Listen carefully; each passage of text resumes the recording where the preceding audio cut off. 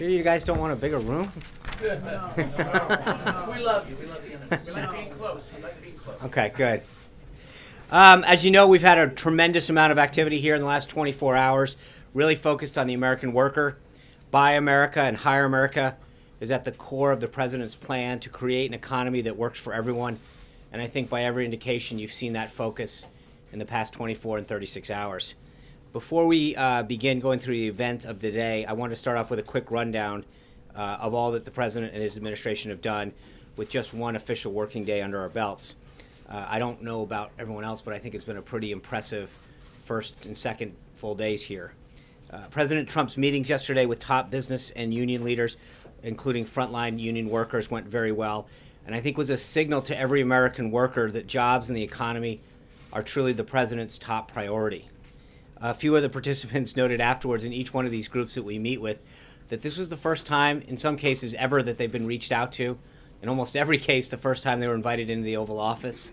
And I really think that when you look at the level of concern and interest that he has in the American worker, it's been clearly on display in the last 24, 36 hours. In addition to these productive meetings, the president also took major steps towards fulfilling some of his biggest campaign promises to the American people.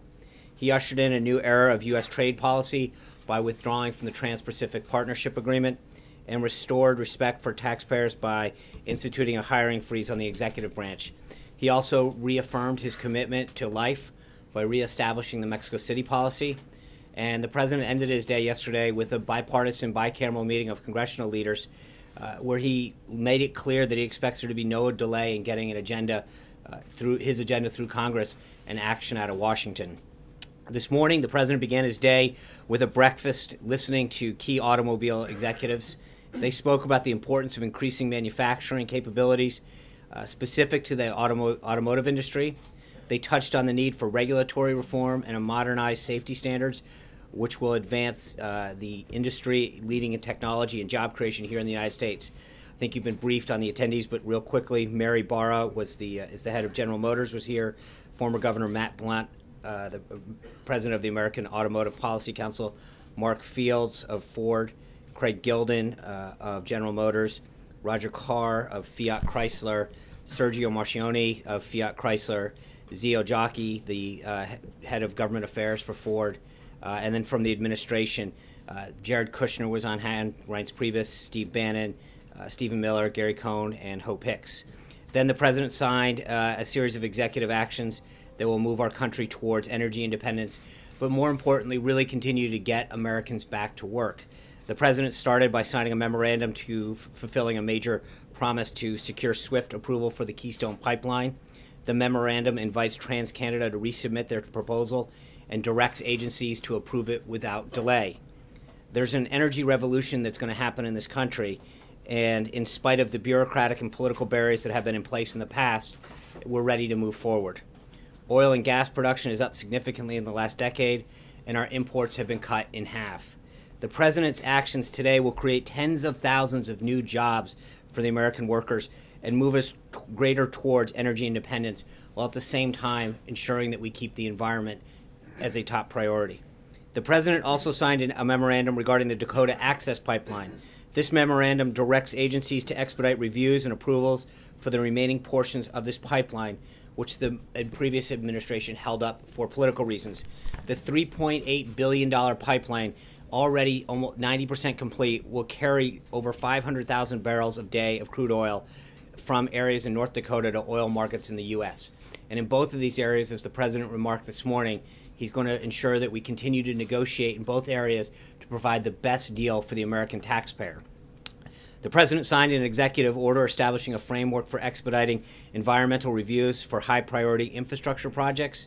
Delays and other inefficiencies in the environmental review and permitting process are severely impeding critically important projects that will help us remodernize and rebuild our nation's infrastructure. This order will help put an end to the crippling delays caused by bureaucratic red tape. The president also signed a memorandum requiring the Commerce Secretary to submit a report recommending how best to streamline manufacturing permitting. The president has been hearing from manufacturers that excessive regulation are driving them out of the U.S. As part of his commitment to making America work again, the president has directed the Commerce Secretary to reach out to manufacturers and the public to identify regulations that are hurting them from moving forward.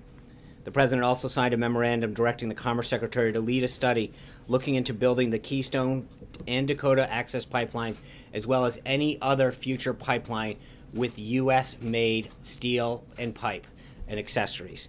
This is the first step in the president really delivering on his campaign promise to put American steel back at the backbone of the U.S. economy. The U.S. has lost nearly 1/3 of its manufacturing base since 1997, even though the country's population has increased by 50 million people. We're going to rebuild our infrastructure, and we're going to do it with American workers and with American resources. As many of you recall, the Buy American theme was a major part of the president's inaugural address.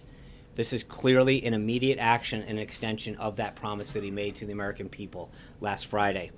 We sorely need these infrastructure jobs. According to the National Association of Manufacturers, without improvements to our transportation systems, quote, the United States will lose more than 2.5 million jobs by 2025.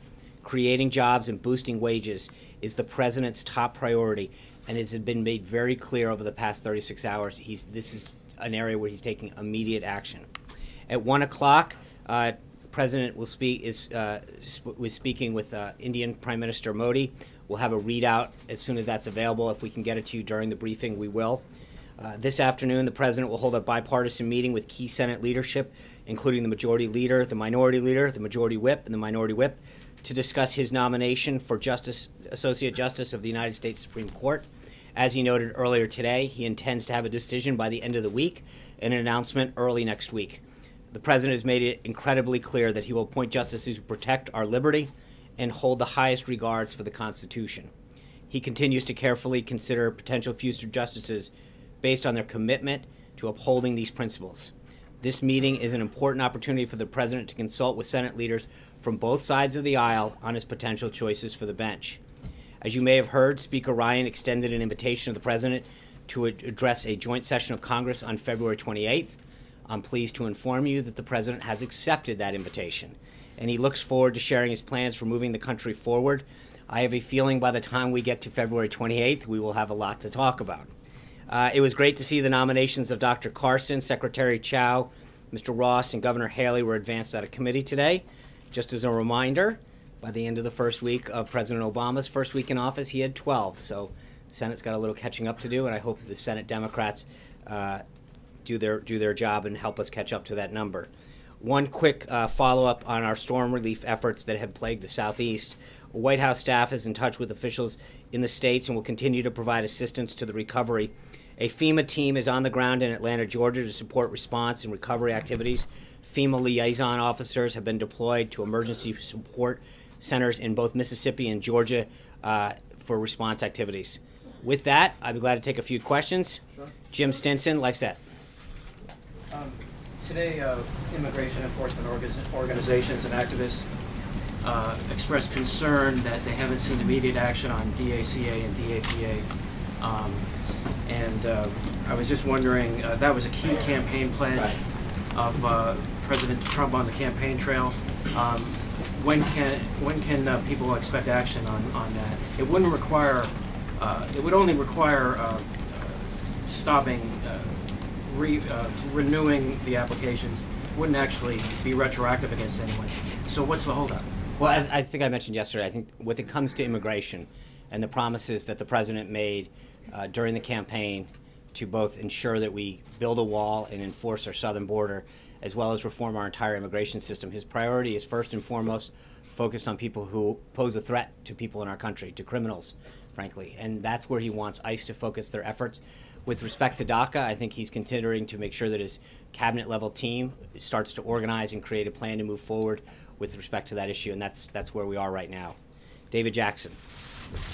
Sean, there are stories out there that the EPA officials have been gagged from talking to the press, talking to the media. Basically, it's the gag order. It's the same kind of thing we had from the Interior Department over the weekend. First of all, is that true? And secondly, why is that being done if it is? Yeah, I don't know. That story literally is breaking as we were entering the briefing room. We're looking into it. I don't think it's any surprise that when there's an administration turnover that we're going to review the policies. But with respect to the question you're asking, I don't have any information at this time. We asked the team to go look into it as we're entering the briefing room, and if I have an update while we're here, I'll be glad to get back to you. The Interior Department, did they have the same kind of thing over the weekend? Supposedly they were banned from tweet. I read that. My understanding is that because they had inappropriately violated their own social media policies, there was guidance that was put out to the department to act in compliance with the rules that were set forth. Steve Holland. Ron, in signing the orders on Keystone and Dakota Access this morning, he said he would like to renegotiate some of the terms.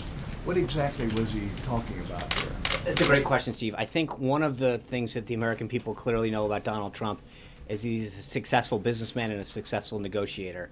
And as he looks at these deals, what he's trying to ensure is that these projects that are great in the sense they're going to create jobs and help our economy, but in a lot of cases they're going to make these organizations a lot of money. And what he's ensuring is that the American taxpayer gets the best deal possible.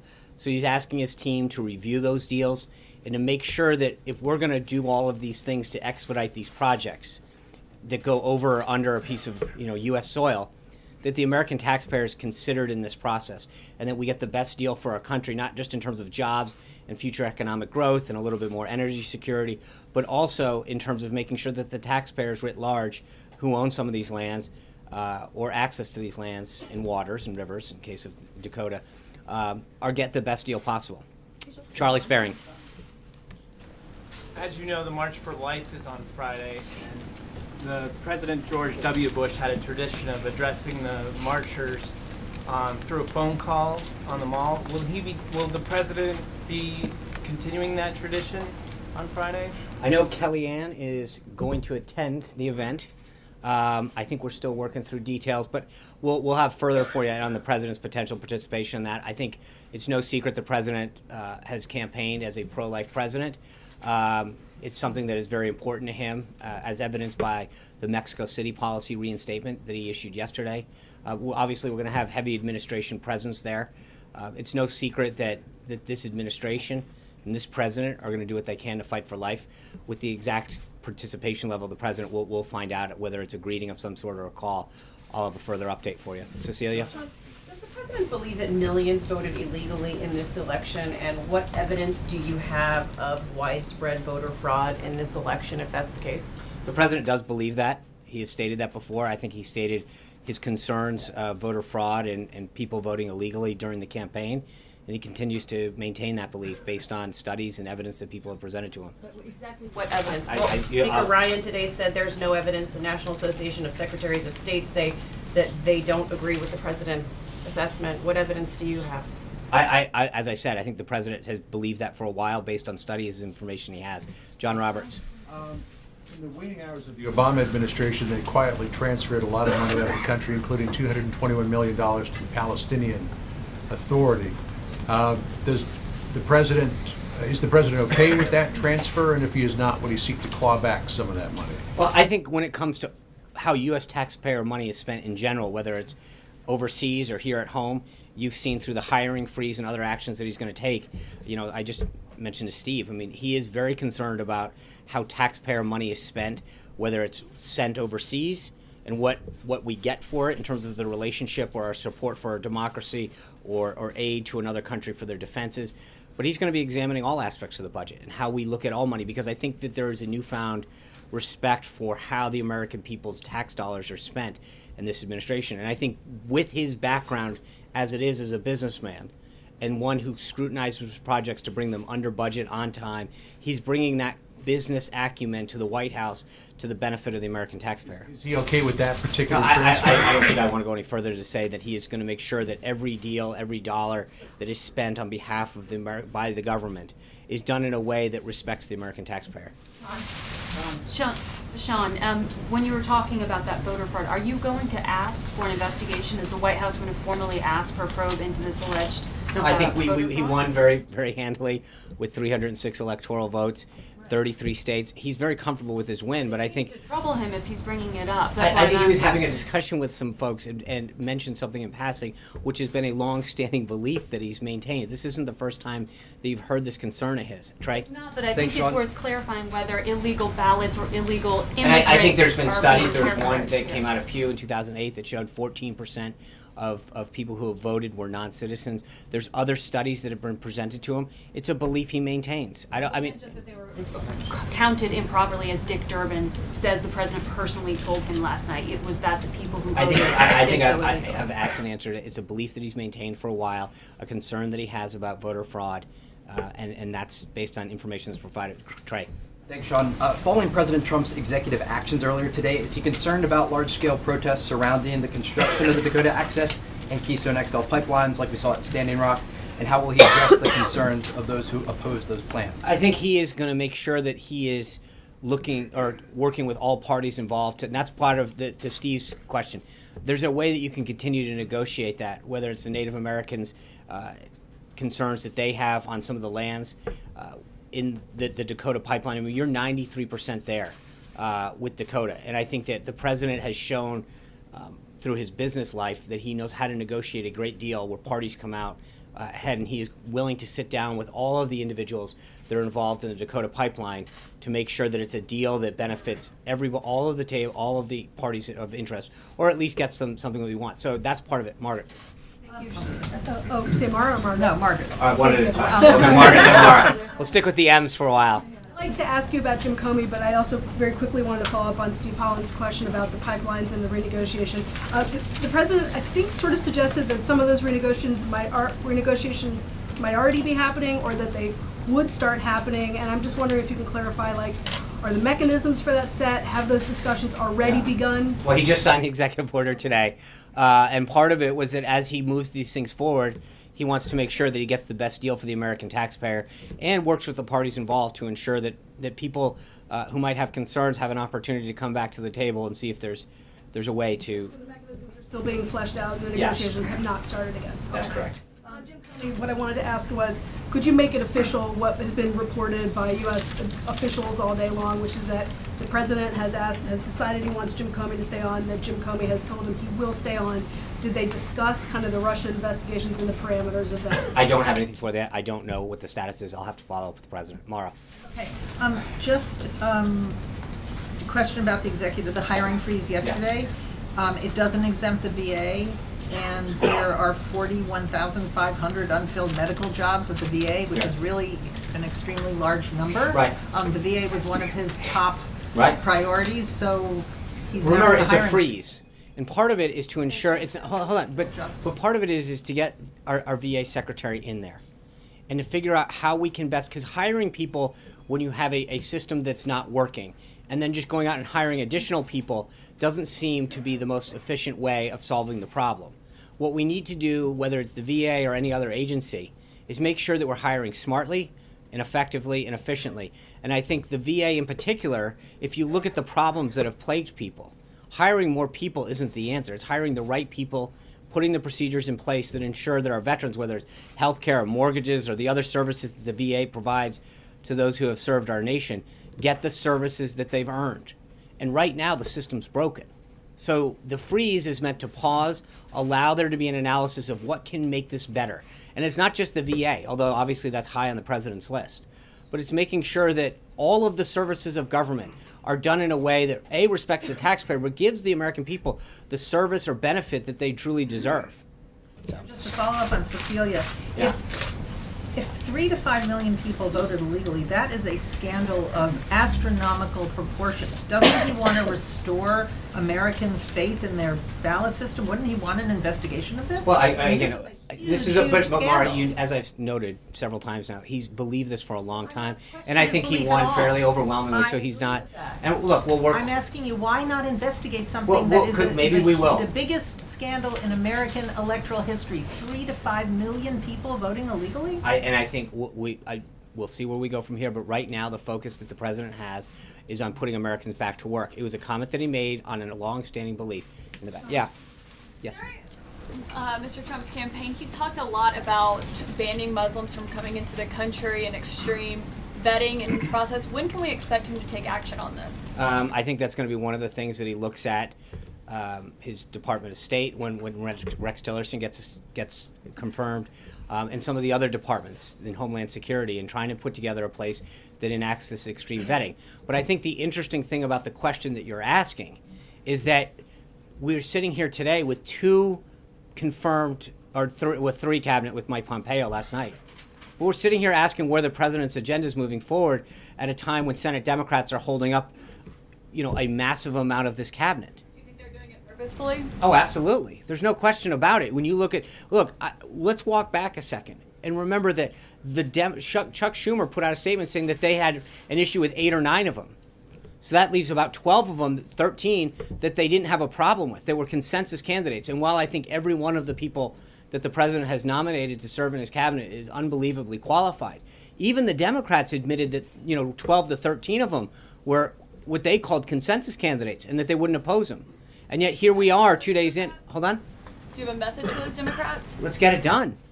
I mean, our country's economy and safety is at stake. We have a continuity of government in place to ensure that we can continue to protect and preserve this country and move business forward. But the reason that you have a confirmed secretary or director or administrator is to make sure that you can enact the agenda that the president campaigned on. And I think that every minute that we stall is a moment that the Democrats should have to answer for. Yeah. He's calling on you. Okay, I'm Anthony Harper, the Intermountain Christian Newspaper and the Christian Newspaper Association. And Israel leaders in the Knesset, I'm aware of, are concerned about the misuse of U.S. tax dollars going to UN schools that are inciting kids to violence against the Jews. What do you think President Trump, how would he respond to these Israel leaders? They're MK leaders Sharon Haskell, Yehuda Glick, and Dr. Eliza Levy. I recently had interviews with them. Their concerns are very serious. So they would want to know what President Trump, or how he would respond to the misuse of these Well, tax I think dollars. I would go back to what I said to John a minute ago, which is that I think he has tremendous respect for how tax dollars are spent. But then I would mention again, I mean, we need a UN ambassador. We need a Secretary of State. There's a lot of these things that can start to happen under the direction of the new leadership that's being held up right now. Thank you. Tara. Is the president open to the idea of choosing a mainstream candidate like some of the Democratic congressional leaders are urging him to do today? For what? For a Supreme Court nominee. I think that defines. I think he's been very clear about his priorities. He's put out a list during the campaign of individuals that he would consider. But I mean, I think it's pretty mainstream to support the Constitution. Pretty mainstream to respect, to follow the law, and not to create laws from the bench.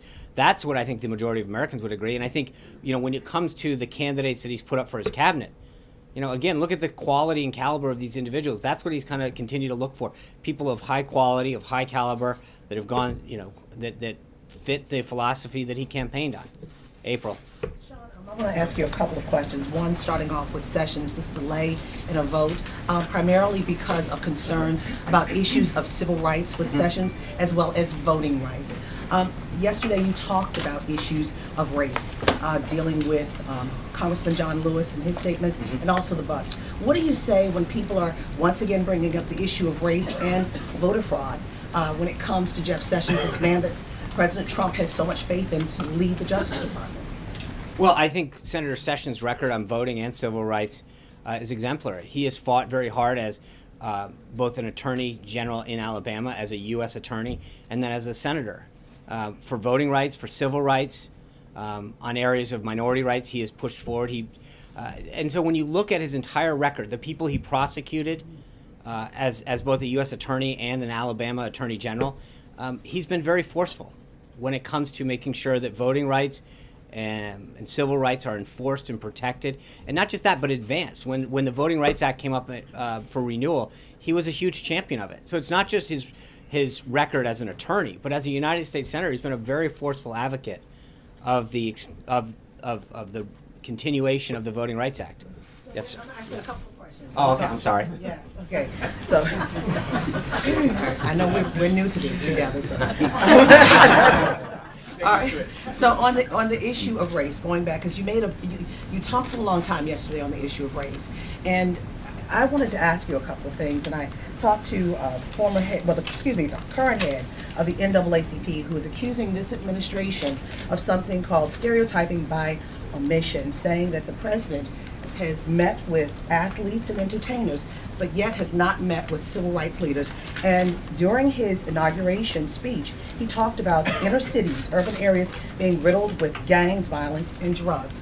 What is the agenda? What are you planning when it comes to? Well, focus on these issues? April, I mean, just the other day, he sat down with Martin Luther King Jr.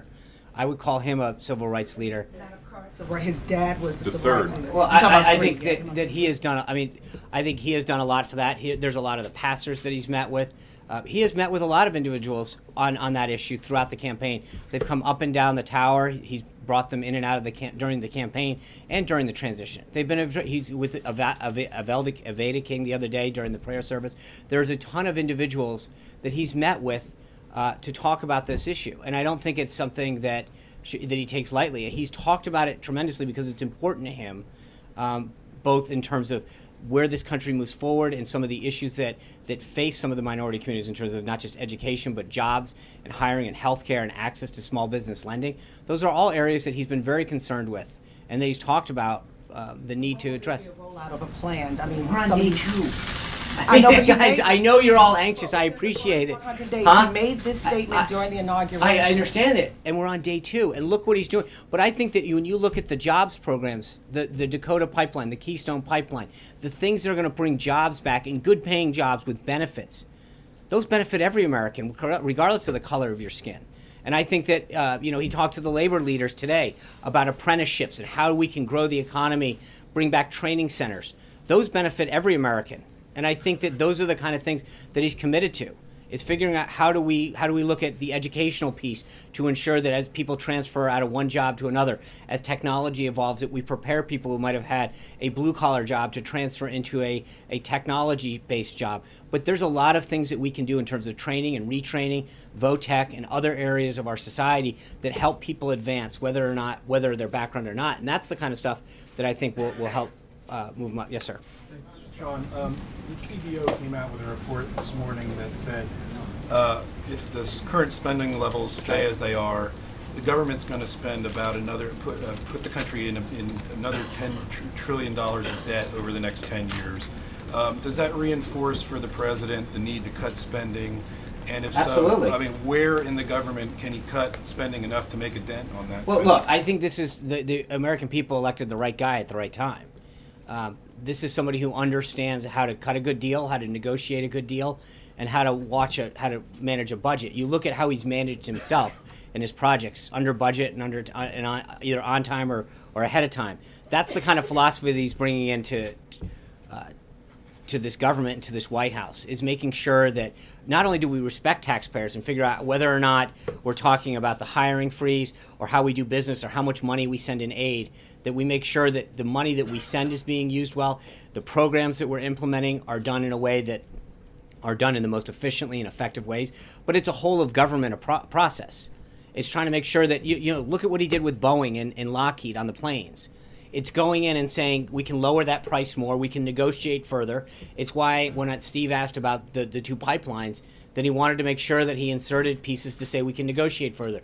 If we can get a better deal out of the American taxpayer, if someone's getting use of our lands or our waterways to build something that they're going to profit for it, can we find a way to ensure that the American taxpayer receives a benefit? That would go to the U.S. Treasury. And there's a lot of ways that he's going to continue to look at this, whether it's the money coming in or the money going out. How do we get a handle on this? But I think that we have the right guy at the helm of the country right now when it comes to ensuring that our tax dollars are spent well and our deficits addressed.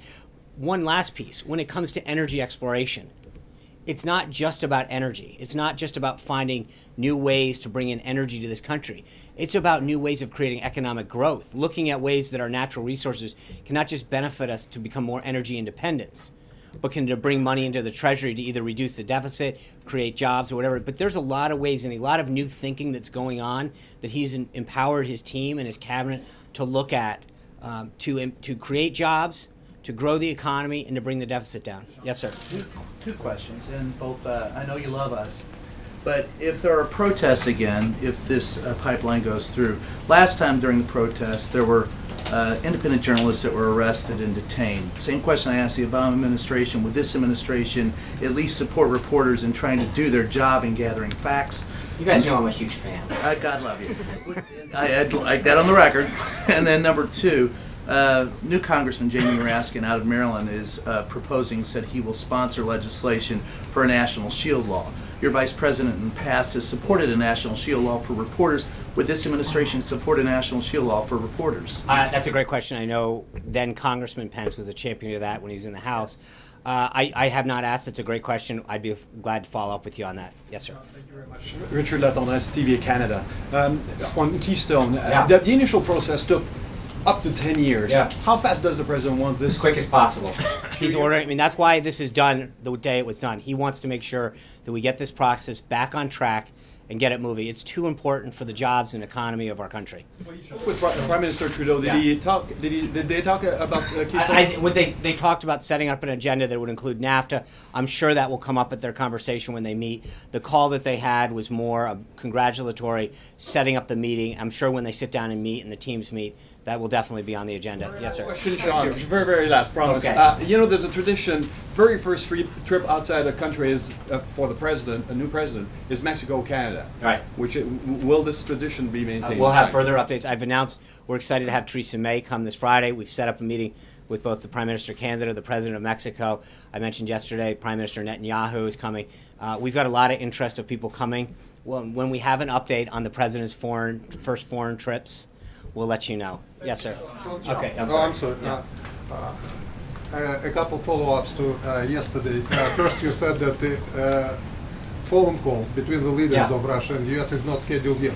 Has it been scheduled? Not that I'm aware of. Secondly, you also were asked about the meal-to-meal cooperation in Syria and coordination, and you referred us to the Pentagon, which said there was no such coordination. That's right. Is there any new guidance to that? No, I believe that the Pentagon has fully read that out and stand by. Come on, that was two. No, my real question is my real question is a basic one. We know that the president. Those were easy. The president has been what I can only describe as viciously attacked for his attitude to Russia by his opponents here. He has withstood those attacks. So, but I'm from Russia, and I speak for my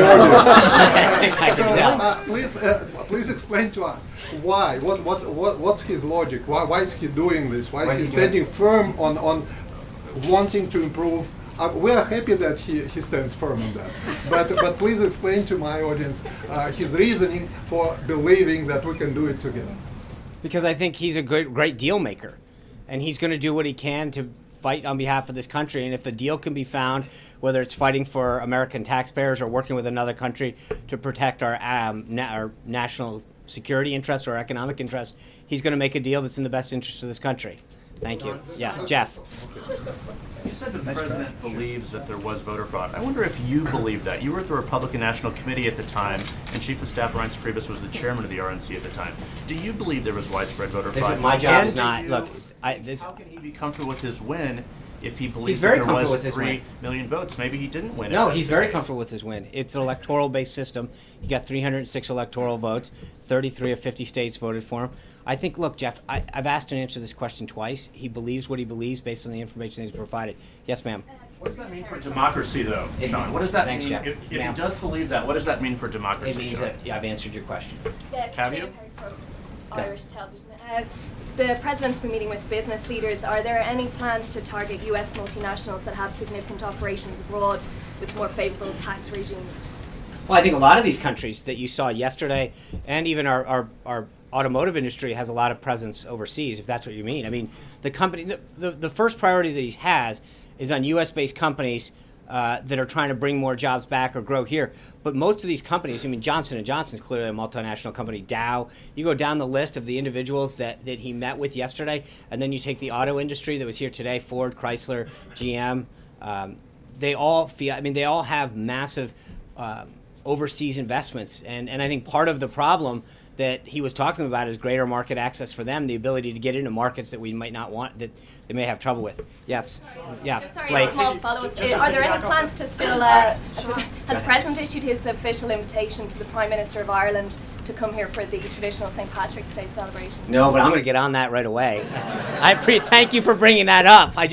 That's on the list. Can we write that one down? Hold on, Blake. So to piggyback off that, yesterday the President met More with, Irish. Not off the Irish. But yesterday the President met with CEOs, broad-based, met with union leaders, Yeah. broad-based. Today, though, he specifically met with auto Right. leaders.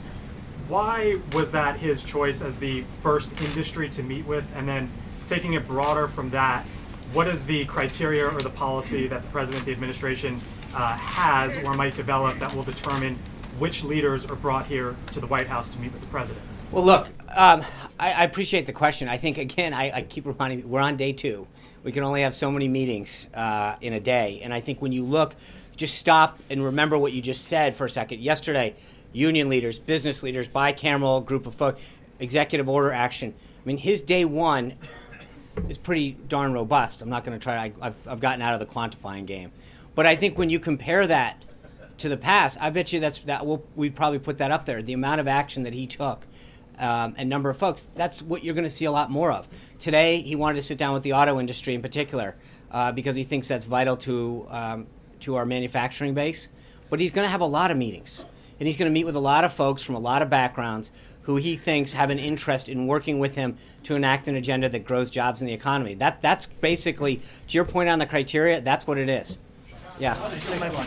Does the president have any plans to change U.S. policy towards Cuba? There were a lot of changes that took place in the last administration. Any executive orders as it relates to U.S.-Cuba relations? I have to follow up. We've got nothing that we're ready to announce at this point. One more question, Sean, if I may. Since I'm doing 2. Yeah, that's right. Picking up on what April said, are there any plans in the near future for the president to meet with leaders of the Congressional Black Caucus or the Congressional Hispanic Caucus? Yeah, so as I mentioned, I think it might have even been April that asked this yesterday, but I think that the president started with the leadership, as he should. I mean, I think you start with them. Today, the group that he's meeting is part of the advice and consent role in the Constitution with respect to appointing a Supreme Court justice. So he's going through the motions of that. But you are going to see a lot of meetings with a lot of individuals. He welcomes the input, ideas, and advice that these people are coming in with about how to move in his agenda forward. This is something that he has really enjoyed, not just during the transition, but in the last few days of his administration, of hearing the feedback. And one of the things that's interesting about the meetings is, with the exception of the pool spray that opens them up, the president has largely just sat and listened, asked questions, tried to elicit their ideas about what barriers they're facing to hire more people, what the regulatory or tax impact is on their ability to create more jobs or to keep manufacturing here in the United States. You're going to see a lot more of that, and I think what he wants to do is further expand, whether it's governors or members of different groups within the House and the Senate, to come down here and get their advice and ideas on how to work together and move an agenda. Yeah. Hi, Jonathan Lemire, Associated Press. You had mentioned that the president is commissioning a review of the Islamic State strategy. Can you just tell us who exactly is involved in that review? How long is it going to take? And what are some options being considered? Well, I don't want to get too much in detail. I think obviously there's a lot of the key individuals, not to get back on my high horse here, but I think a lot of the individuals that are going to be part of that process, he's got some of his senior staff on that process now, but obviously a Secretary of State, a CIA director, a UN ambassador. There's a lot of folks that, have not been consulted yet because they haven't been confirmed. They have in private, but I think they need to get together, get confirmed, get in their respective departments, agencies, and be able to help get with their staff and provide feedback. Hallie Jackson. Thanks, Sean. 2 topics for, if you don't mind. Yeah. First one, and really not to belabor a point here, but you said that the president has believed for a while that there is widespread voter fraud. But only 4 days ago did he get the power of the presidency to be able to do something about it. So why not definitively say that he will investigate if he believes, in the administration position, is that there was massive voter fraud? Well, first of all, the comment that he made was, he said 3 to 5 million people, could have voted illegally, based on the studies that he's seen. But he's very clear that he won the election based on the 306 electoral votes that he got. We're here on day 2. I think let's not prejudge what we may or may not do in the future. If he lost, would you be upset? Of course he'd be upset. Who wouldn't be upset if they lost? But he's not upset. I mean, about the vote. No, but I mean, fraud. that's not how the election is held in our country, by electoral votes. He won overwhelming with 306 electoral votes, the most since any Republican since Reagan. He's very comfortable with the depth and breadth of the support that he got from the American people and the 33 states that voted for him, the 9 of 13 battleground states, the 2,600 counties. He's very, very pleased with that. Yeah. Keystone, Sean, just one more on Keystone, the second topic, just quickly on the pipelines, if you don't mind, Sean, you I can say know, two topics. you're right, yeah, Thank you get two. On Keystone, when you look at the Dakota Access Pipeline as well, given the president's former business ties, his last financial disclosure showed that he did have some stake in Energy Transfer Partners. He has The sold it. CEO, he sold most of it, but there's still, at least from his last disclosure, still thousands of dollars that he has. Can you just reassure the American people that there were no Thousands of conflicts? dollars for a guy who's a multi-billionaire isn't I don't think that's at the top. I don't know that that's true. No, Sorry I don't about know. conflicts, what would But I you mean, huh? Excuse me? To those concerned about potential conflicts, Look, what would you I say? think he has no conflicts. By law, he can't have conflicts. And I think the president has gone above and beyond, as was outlined at the press conference a couple weeks ago, his efforts to make sure that his focus is entirely on the American people and bringing back jobs and growing this economy. Yes. The president recently said he thought NATO was obsolete. Does he share the view of Secretary of Defense James Mattis, who said yesterday Washington has, quote, an unshakable commitment to the alliance? Well, I think I've addressed this before, that the president is very clear that as it's structured now in terms of the output of NATO, he doesn't feel as though it's doing what its mission was set up to do or that it's being particularly effective. I think that Secretary Mattis and others have some ideas about how to reform and make organizations like NATO more effective and benefit the amount of money that the United States is putting into, whether it's NATO or the UN or other organizations like that. But I think he's not pleased with what he sees in terms of the U.S. contribution and the output that's getting. Yes, sir. Thanks, Sean. Legislation from Senators Collins and Senator Cassidy would repeal Obamacare but allow states that want to opt in to continue to have it. Would the president support that type of legislation? And if he did, would that go back on his promise to have a full repeal of the law? Well, I think first and foremost, let's get back to what his goal is. I mean, we're working with Congress. Some of those conversations started last night. Staff has been working on a plan to repeal and replace. His goal, first and foremost, is to make sure that we give the American people a healthcare system that's affordable, more accessible, more doctors, more plans. That's what his goal is going to be, how a state chooses to implement that. But I think right now, the idea that we've had these mandates requiring people to get things that's driven out competition and driven up cost is not a healthcare system that he's pleased with and wants to support the repeal of. Kristen. Sean, thank you. I just want to be clear about this investigation because it seems like you potentially opened the door for one. Have you discussed with the president the Which possibility investigation are you of referring to? possibly investigating this voter fraud? No, I didn't. I did not. No, I did not.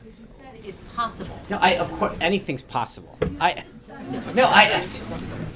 think at some point, look, I was asked a question. There is no investigation. I said it was possible. Anything is possible. It was a hypothetical question. My point to you is that to ask us on day two, he made a comment last night on something that he has believed and said for a long, long time. And the question that was asked to me is whether or not, so it's been asked and answered. I'm not. And I have one on foreign policy. I'm Does sure. he support Israel has approved the settlement of 2,500? I think that he has asked his team to get together. He will meet with Israel. Continues to be a huge ally of the United States. He wants to grow closer with Israel to make sure that it gets the full respect that it deserves in the Middle East. And what he's going to do is, as I mentioned yesterday, we're going to have a meeting with Prime Minister Netanyahu. We'll continue to discuss that. Does he support the expansion of settlements? Like I said, we'll have a conversation with the Prime Minister. Thank you. Thanks, Sean. Jordan Fabian from The Hill. During the campaign, President Trump said he wanted to fill up the Guantanamo Bay prison with bad dudes, and I'm wondering if the White House is formulating a plan to do that. Has the President directed the armed forces to start arresting terrorists overseas and bring them to the prison? We have nothing on that right now. Yeah. Sean, thanks. I have two questions related to the Supreme Court and today's meeting with Senate leadership. First, can you talk to us a little bit more about what the goal of the meeting is? It sounds like he's closing in on a decision. Will he be sharing with them a short list of his final choices? I'm not going to. Yeah. But one quick correction.